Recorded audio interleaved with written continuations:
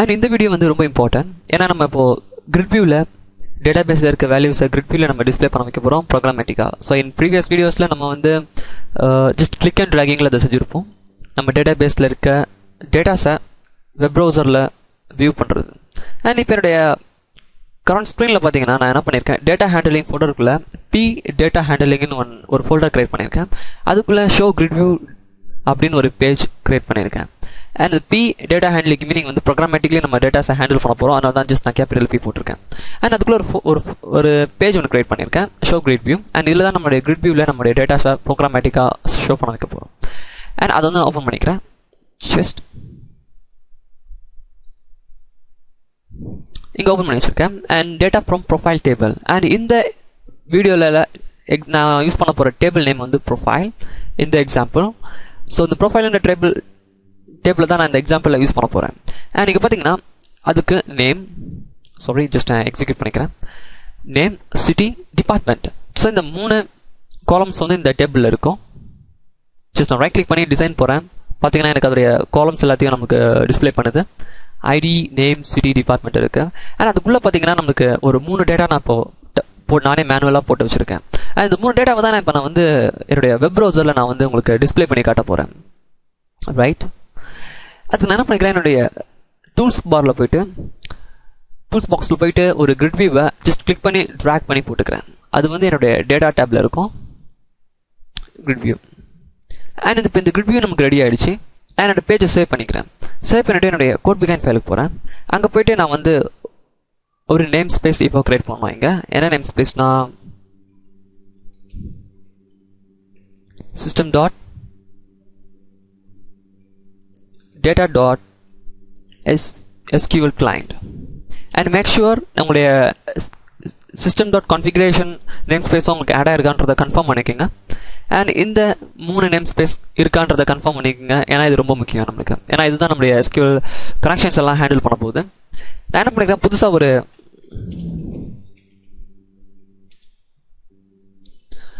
ஃபங்க்ஷனை கிரியேட் பண்ணிக்கிறேன்.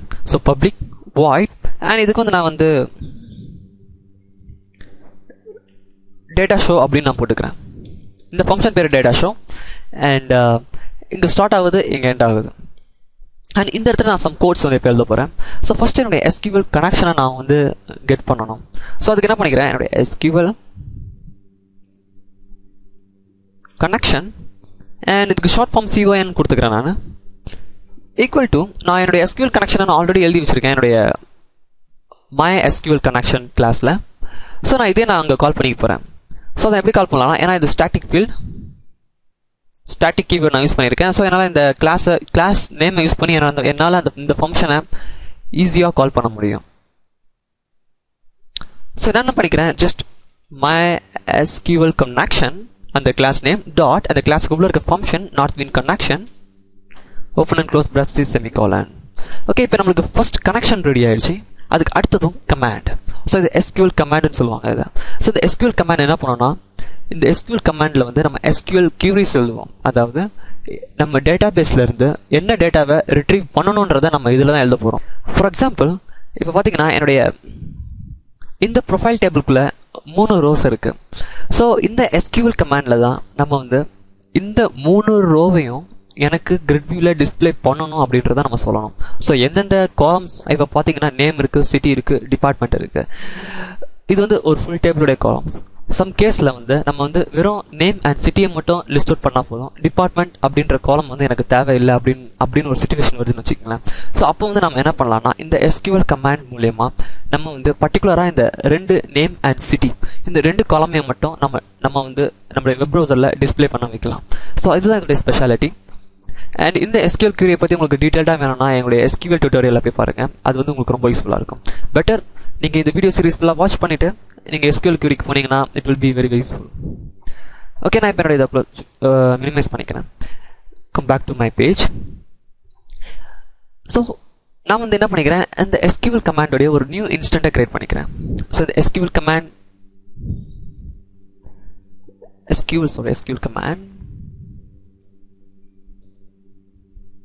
ஸோ இந்த SQL கமாண்ட்ன்ற கிளாஸ் வந்து ஆல்ரெடி நம்மளுடைய SQL கிளைண்ட்டில் வந்து ஆல்ரெடி ரிட்டர்ன் பண்ணி வச்சுருக்காங்க. நம்ம அதை வந்து யூஸ் பண்ணிக்க போகிறோம்.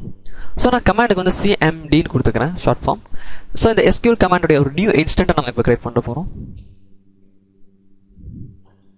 ஓகே, அண்ட் ஸோ இப்போ SQL கமாண்ட் ரெடி பண்ணிட்டோம். அண்ட் இப்போ என்ன ஒரு நியூ இன்ஸ்டன்ட்டை கிரியேட் பண்ண போகிறோம். இது வந்து SQL டேட்டா அடாப்டர். ஸோ இந்த SQL டேட்டா அடாப்டர் வந்து எதுக்கு யூஸ் ஆகுதுன்னு பார்த்தீங்கன்னா, நம்ம SQL கமாண்டில் இருக்க SQL query எக்ஸிக்யூட் ஆகி இந்த SQL டேட்டா அடாப்டரில் தான் அதோடைய ரிசல்ட்டை ஸ்டோர் பண்ணி வைக்கும்.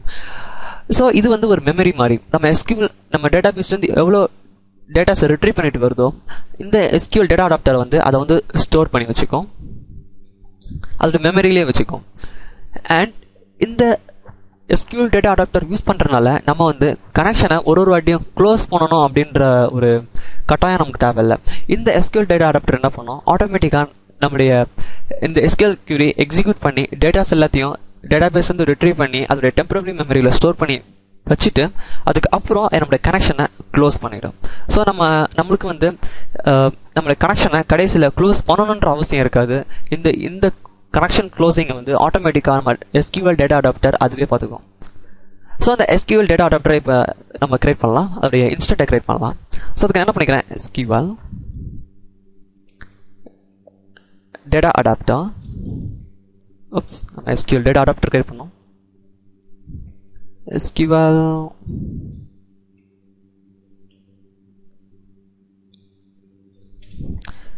அண்ட் இதுக்கு நான் வந்து DAன்னு பேர் கொடுத்துக்கிறேன்.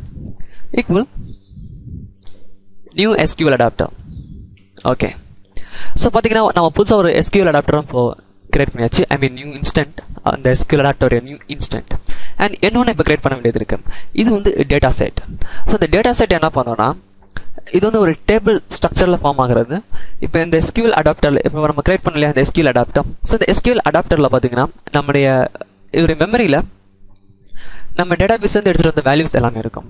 ஸோ அந்த வேல்யூவை ஒரு டேபிள் ஃபார்மேட்டில் இந்த டேட்டா செட் வந்து கிரியேட் பண்ணோம், ரைட்? ஸோ அதுக்காக தான் இந்த டேட்டா செட் நம்ம இப்போ கிரியேட் பண்ணுறோம். டேட்டா செட் அண்ட் இதுக்கு பேர் வந்து நம்ம DS கொடுத்துடலாம். Equal to new data set. Okay, and இப்போ எல்லாமே முடிஞ்சிருச்சு. அண்ட் இப்போ வந்து நம்ம இந்த SQL கமாண்ட் எழுதலாம். ஸோ இந்த இன்ஸ்டன்ட்டை வந்து நம்ம யூஸ் பண்ண போகிறோம். ஜஸ்ட் ஒரு லைன் ஸ்பேஸ் விடுக்கிறேன். நான் என்ன பண்ணிக்கிறேன், CMD, பிகாஸ் இந்த SQL கமாண்ட் இன்ஸ்டன்ட்டை நம்ம யூஸ் பண்ண போகிறோம். ஸோ CMD டாட் இது வந்து கமாண்ட் டெக்ஸ்ட். ஸோ இந்த இடத்துல வந்து இந்த SQL query வந்து என்ன டைப்ன்றதை மென்ஷன் பண்ணோம், என்ன கமாண்ட் டைப். ஸோ இது வந்து டெக்ஸ்ட். ஸோ இது வந்து command text equal double quotes semicolon. So இந்த டபுள் கோட்ஸ்க்கு உள்ள தான் நம்ம வந்து SQL query எழுதணும்.